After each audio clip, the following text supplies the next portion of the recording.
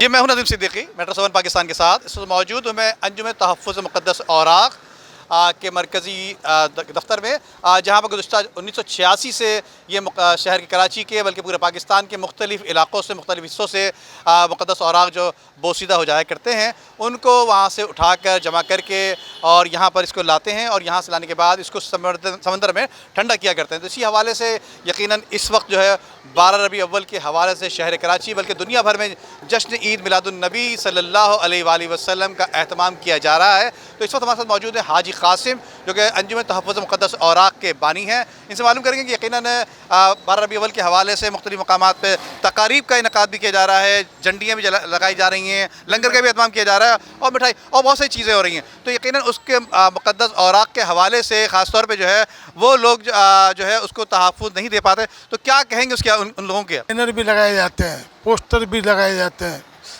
और दीगर चीज़ें भी, लेकिन इसको लगाते हैं जिस मोहब्बत से उसको हटाया नहीं जाता है।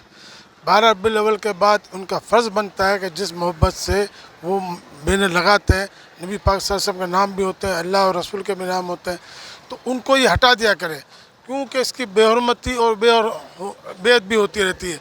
परिंदे इसके ऊपर गंदगी भी करते हैं, फिर वक्त और हालात के साथ या ज़मीन पे भी गिर जाते हैं और बेहरमती का शिकार होते हैं। वो अपने कपड़े अगर वो धोते हैं तो किस तरह के से वो हटा के अपने घर पे इस्त्री भी करते हैं, लेकिन इसको कुछ भी नहीं करते।